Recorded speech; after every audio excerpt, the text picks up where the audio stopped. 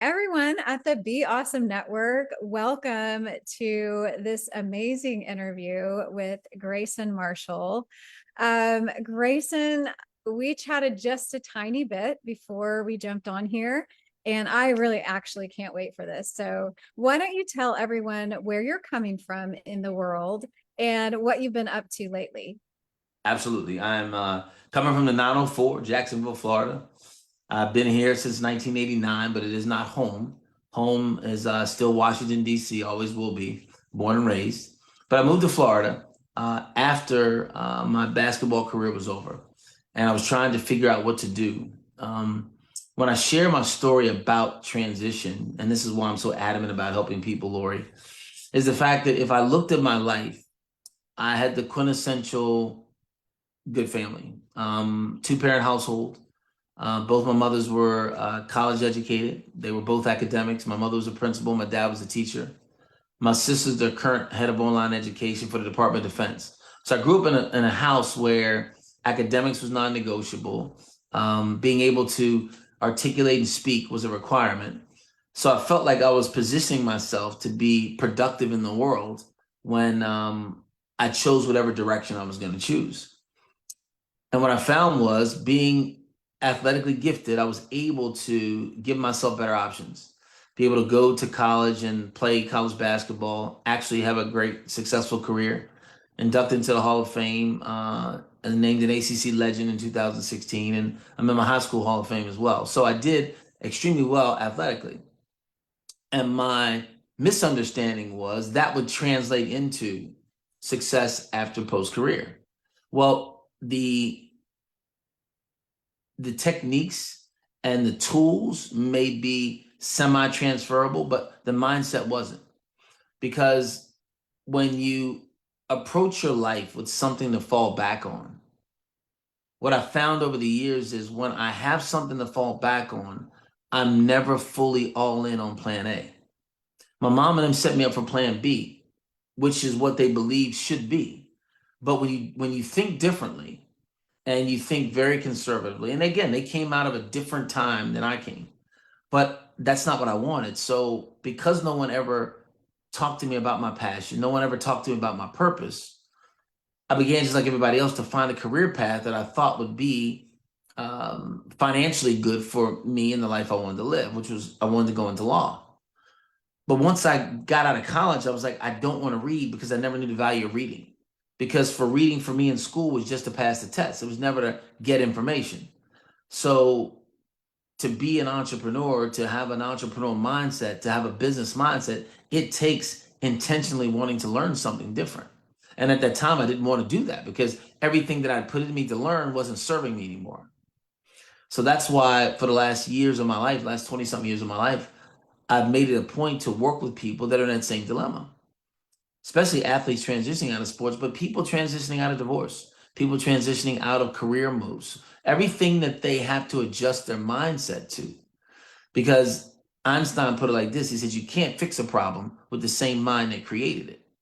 And that's what we tend to try to do. So we live in a frustrated existence.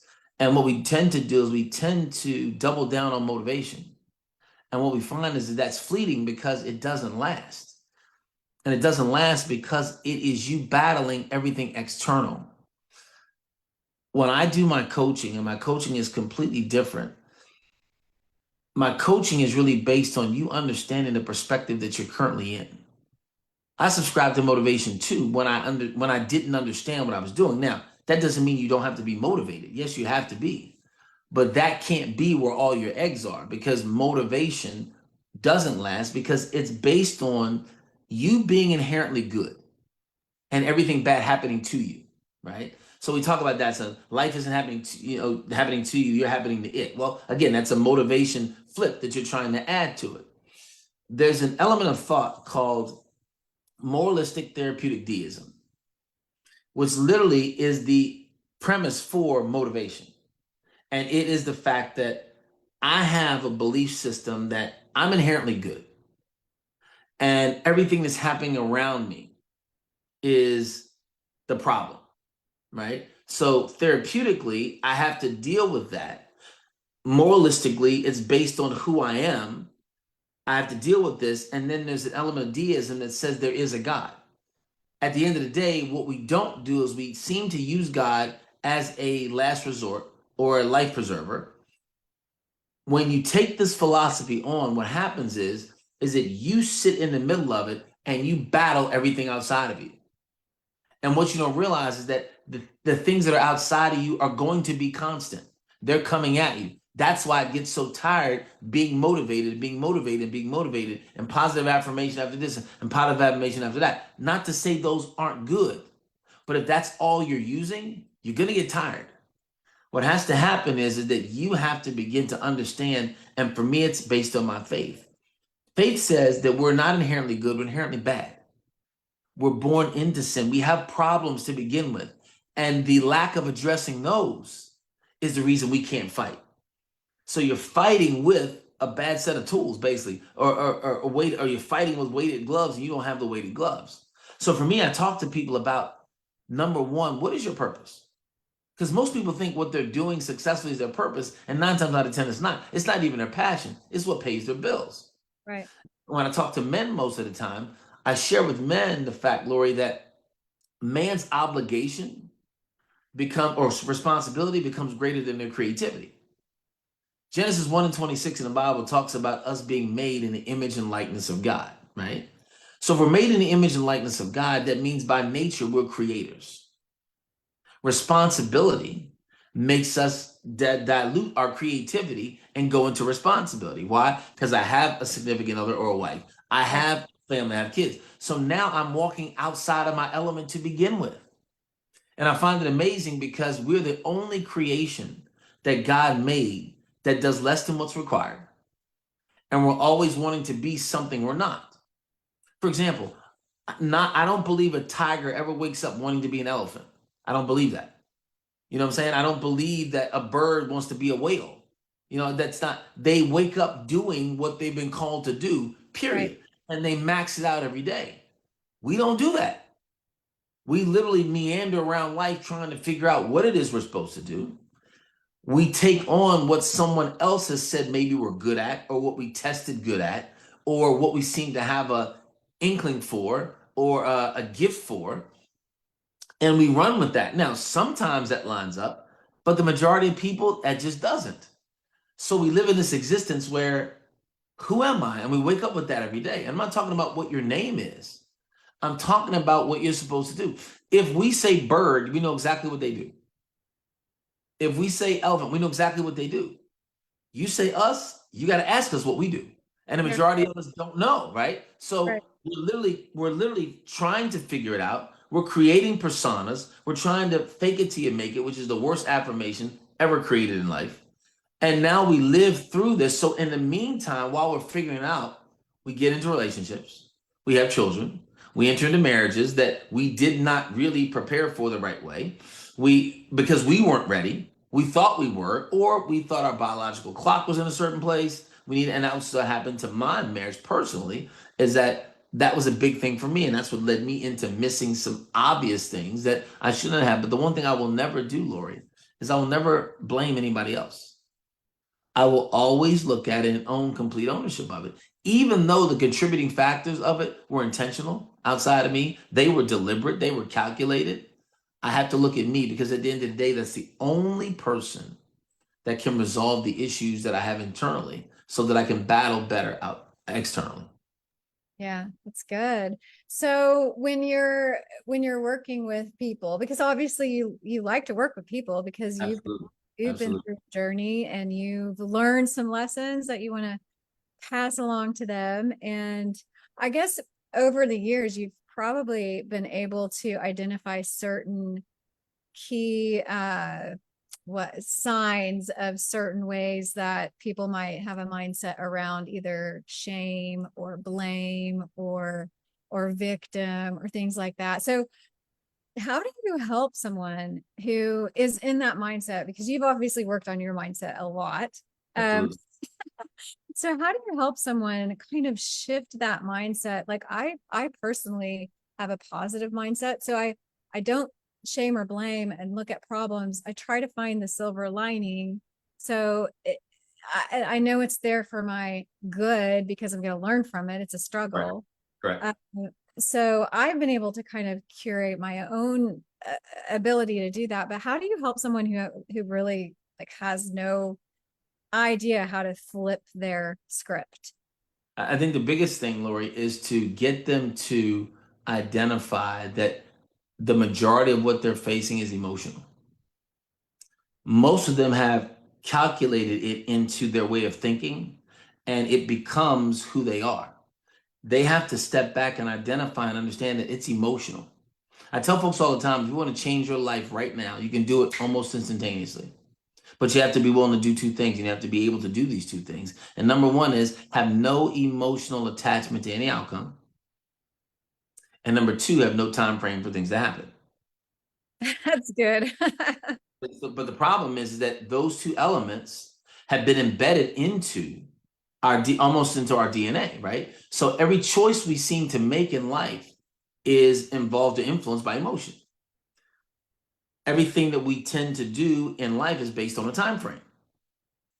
So there's a verse of scripture in the Bible that changed my life 20 years ago, 25 years ago. And this is where I start with people because it helps me explain or work in a peaceful, patient way with people. And that's in the Gospel of Mark, chapter 7, verse 13. And it says, the traditions of man make the word of God of none effect. In other words, the habits, the patterns, what you've done doesn't allow for God's word to work. So when you go talk to God in this moralistic therapeutic deism, when you go to get him, it doesn't work because at the end of the day, you have not established truthfully an understanding of the internal person you are, right? So when we look at things, we look at the world we live in today.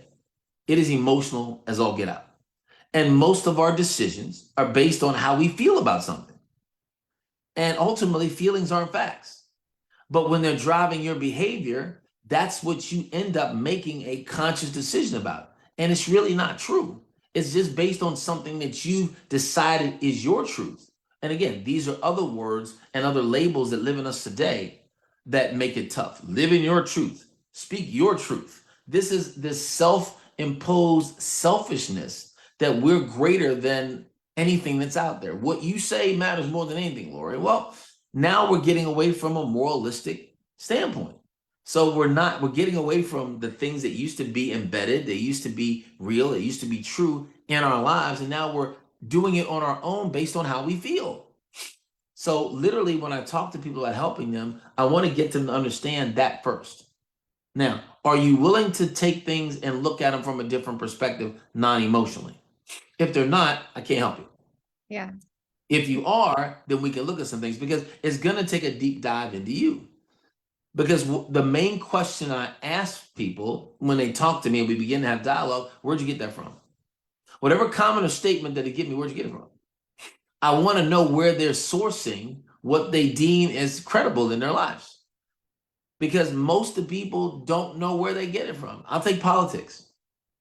You take people that are in this political debate emotionally, and if you ask them about the policies of their prospective party that they choose, they have no idea what they're voting for. No idea whatsoever. They have been easily manipulated by the media. They've chosen an emotional stance that really resonates with them. And whichever one doesn't agree with that, that's where I'm going. Regardless of if they're speaking the truth, regardless of what they're saying is going to benefit you or your group or your culture, your community, it does not matter. I'm going to do this about how I feel. And so when I sit down with people, I've got to know that they want to change. And then I got to know that they're willing to open themselves up and look in a true perspective of where they are. I'm not saying that's going to change them. I'm saying that I'm going to give you something different to think about.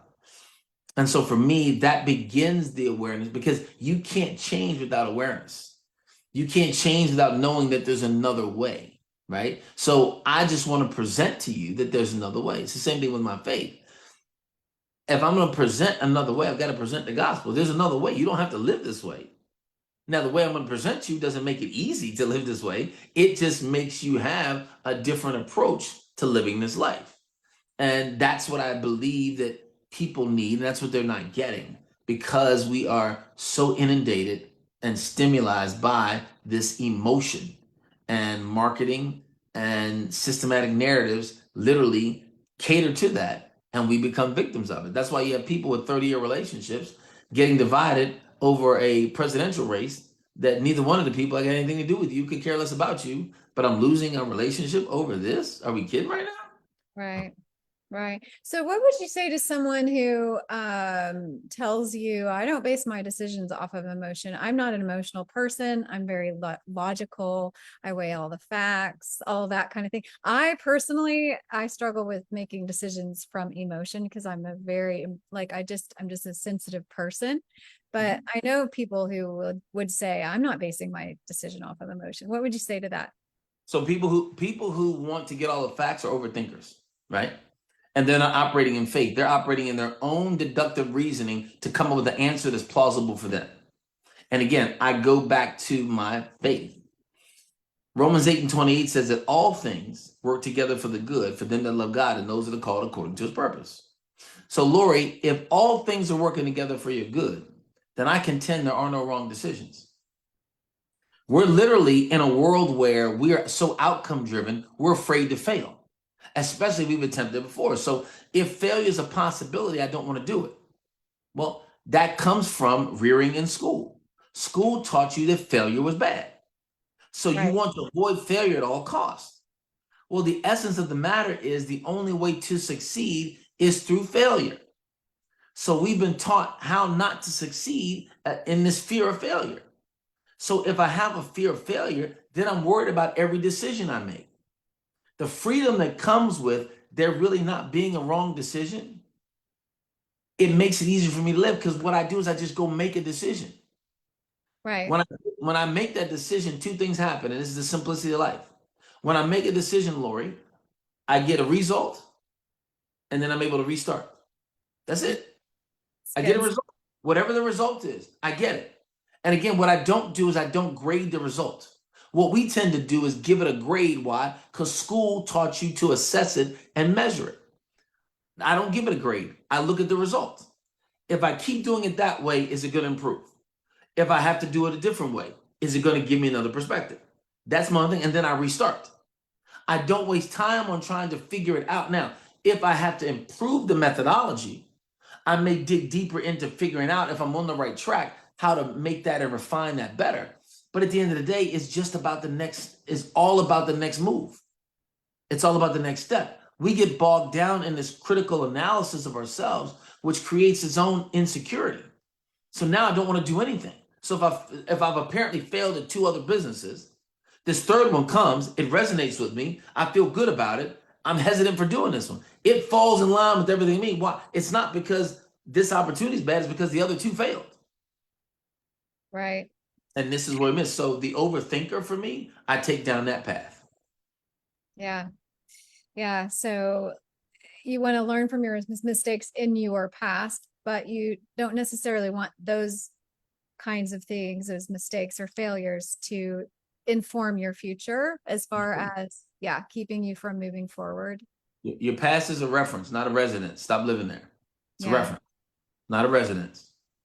So you've mentioned three RE words, your past is a reference. Another one was restart. And what was the other one? Results. Results. Okay.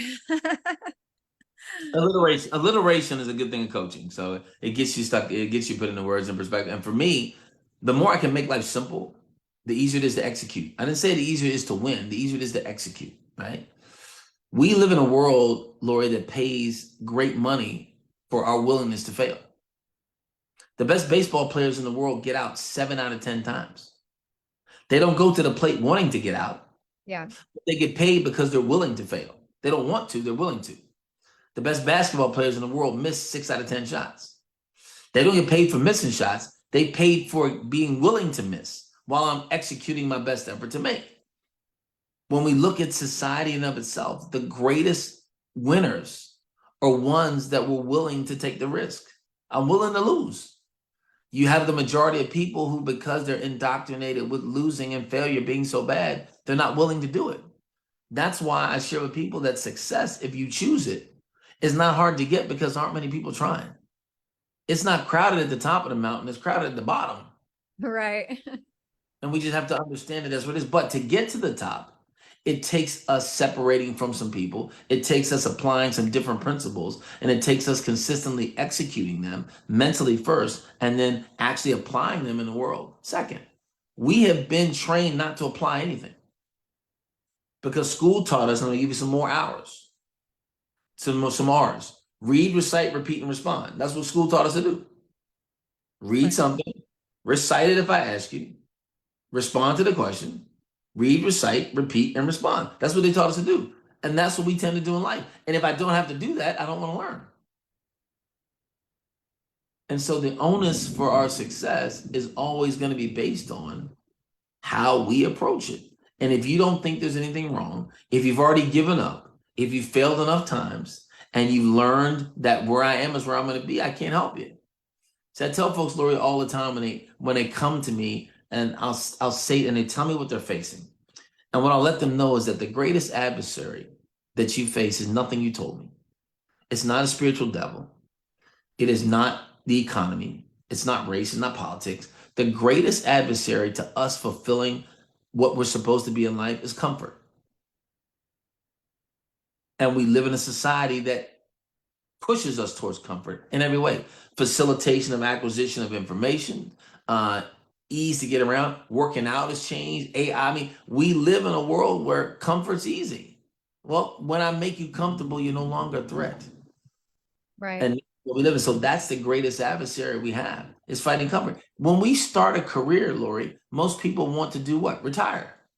They're trying to get the comfort. We rush to get the comfort. And again, retirement is not even a biblical principle. But yet we're putting this there. And that's why I said man's tradition. What man has accepted makes the word of God of none effect. And so we live in a world where we can't even apply what I believe, set of principles that has never failed anybody. And that's our faith-based principles. They work for everybody and they've always worked for years. But yet we get away from them because tradition is greater than those principles. Yeah. So you have a podcast, and how long have you been doing your podcast? I've been doing podcasts probably 8 or 9 years. I literally, and it's not podcast the way most people see it. I've never had guests on, meaning like this week I got this person. I've never done it that way. It's always been personal commentary. I really just take a topic and I just share my thoughts on it. And again, for me, it's about perspective. So the podcast has grown. I did a podcast called Change Your Perspective. And then I wanted to grow it a little bit bigger. So then I brought my partner on, Dr. Adrian Gentry, who's my buddy for life. We did something called Straight Talk, which was that was a whole hard hitting one. And then we 3-part one for men that I did with 2 other gentlemen, Dr. Gentry and one other guy. And then I started really finding me. And I said, what am I really about? And I said, you know what? I'm gonna talk BS. That's me. I'm talking BS. So my podcast now is called GM, my initials, Talking BS. And when somebody sees that, they're like, talking BS. Well, yeah, I'm talking BS, but I'm talking about building self. I'm talking about breaking structures. I'm talking about breaking strongholds. I'm talking about anything that's going to be an empowerment build with BS. But when they see it, it is talking BS. And it's talking BS for this reason too. I really believe that I'm going against basic standards when I talk. I'm going against the grain. I'm challenging that. I'm building self with no excuses. Those are all of the things that are there. So I will take on just about any topic. Now, what I won't do, Lori, is I won't take topics and go at them to create followers. I see that happening a lot on social media now, where they will take someone else's information and go through and use it and respond to it.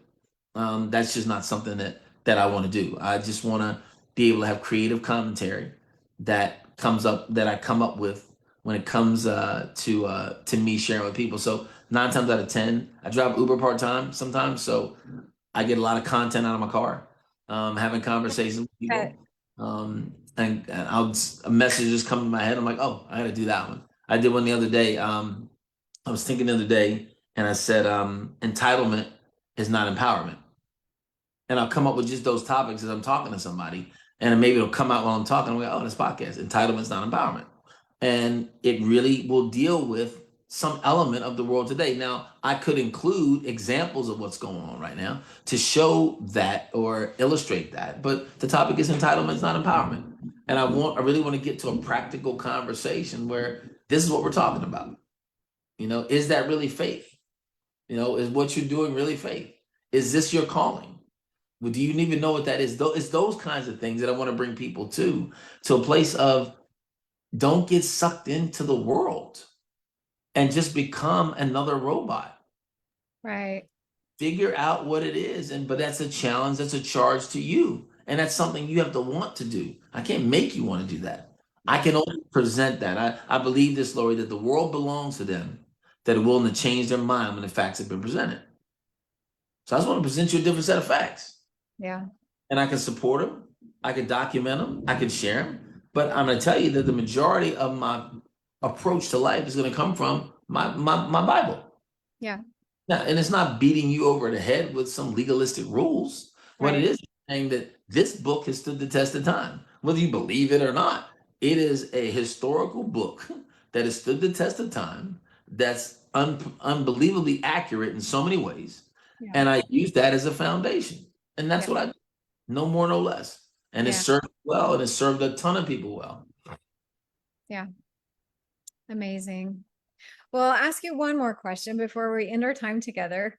Right. You're in the Be Awesome Network. What do you feel like? What is being awesome? What does that mean to you, being awesome? Well, it's funny you should ask that because my clothing line is called Manicure Apparel, and the tagline is present your best self. I think being awesome is your best effort to presenting your best self in any way that is. I think awesome has been misunderstood as just grandiose and great. And I don't think that's the case. It can mean that as well. But I think to be awesome means to be the best version of yourself. Present your best self every day. Are you maximizing who you are? Is this the best version of you? Right. Much like is that bird or eagle maximizing who they are every single day, right? Why would an eagle be able to fly like he does and want to walk on the ground the whole time? You're not maximizing yourself. You're not doing anything. You want to soar where no one else can soar. Why? Because that's your capacity. If you want to be awesome, move into the capacity that just sends you to a place where it's only for you. It's where you're supposed to be. No one else can have that place. Just like no one else can literally live your life. There's nobody like you. You were born original. Why in the world would you want to die a copy? Right. But Wow.